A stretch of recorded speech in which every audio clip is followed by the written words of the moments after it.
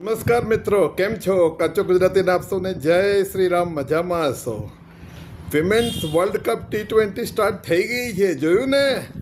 ગઈકાલે 2 મેચ રમાઈ ગઈ, પણ એ 2 મેચ રમાતા પહેલાં આપણે જોઈએ ગ્રુપ કયા કયા છે.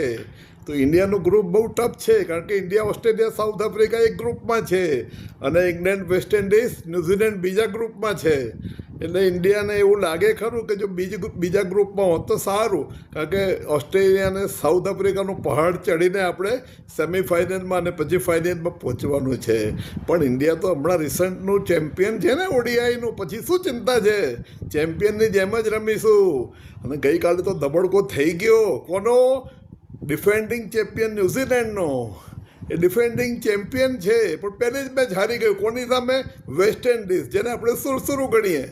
પણ વેસ્ટ ઇન્ડિઝની વિમેન્સ ટીમ મેન્સ ટીમ કરતાં ઘણી સારી છે અને ગઈકાલે એ લોકોએ જબરદસ્ત ફાઇટ કરી ન્યૂઝીલેન્ડને હરાવી દીધું પહેલી મેચમાં. અને ઇન્ડિયા અને પાકિસ્તાનની હતી, એ તો યુઝવલ જ હોય કે ભાઈ ઇન્ડિયા અને પાકિસ્તાનને આરામથી હરાવે, મોટા માર્જિનથી હરાવે, એ તો ફિક્સ જ હોય છે. પણ ઇન્ડિયાની બેટિંગ લીધી તો ઇન્ડિયામાં શરૂઆતમાં 2 વિકેટ સસ્તામાં પડી ગઈ, સેફાની અને રોડ્રિક્સની. હા, તો પછી આ વાઇસ કેપ્ટન ને કેપ્ટન એટલે કે હરમનપ્રીત કૌર અને મંદાનાએ ભેગા થઈને એ પાર્ટનરશિપ કરી લગભગ 100ની, અને એને કારણે આપણા ઇન્ડિયાના 169 થયા. તમે વિચાર કરો કે 10 ઓવર થતા તો માંડ આપણા 70 હતા, પણ 20 ઓવર થતાં 169 થઈ ગયા.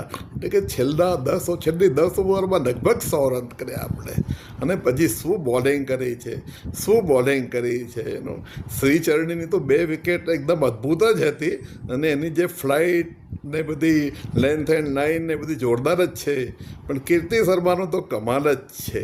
એ તો પ્લેયર ઓફ ધ સિરીઝ હતી જ છેલ્લી ODI વર્લ્ડ કપની અંદર, અને આ વખતે એણે એ ફોર્મ ચાલુ રાખતા 5 વિકેટ લઈ લીધી સીધી જ. 5 વિકેટ લેતા જેનો એ પાછી પ્લેયર ઓફ ધી મેચ પણ થઈ ગઈ એનો. અને ઇન્ડિયન ટીમો ફોર્મમાં આવી ગઈ કે આપણી બોલિંગ સાઈડ હજી અકબંધ છે. આ શ્રેયંશાએ કોઈ વિકેટ લીધી નહીં, પણ એની બોલિંગ તો સારી જ હતી એનો. અને હવે આ લોકોએ છે ને સેફાલીને પણ બોલિંગ માટે ટ્રેન કરવી જોઈએ. એ લઈ ગઈ 1 વિકેટ ગઈકાલે, અને જો એને બરોબર કોચિંગ આપવામાં આવે તો એક સારી ઓલરાઉન્ડર થઈ શકે એમ છે. તમને યાદ છે ને વર્લ્ડ કપ સેમિફાઇનલમાં એણે 2-3 વિકેટ લીધેલી, આપણે જીતાડેલા એનો. એટલે સેફાલીને બી ટ્રેન આપણે કરવી પડે એઝ અ ઓલરાઉન્ડર. એની બોલિંગ, સ્પિન બોલિંગ ઘણી સારી છે અને વિકેટ ટેકિંગ બોલિંગ છે. મિત્રો, આજના માટે આટલું જ. જોઈએ વર્લ્ડ કપને આપણે ટ્રેક કરતા રહીશું, સ્પેશિયલી ઇન્ડિયાની મેચ હોય. બીજી કોઈ ખાસ ઇમ્પોર્ટન્ટ અફેર તો કરીશું, સ્પેશિયલ ઇન્ડિયા.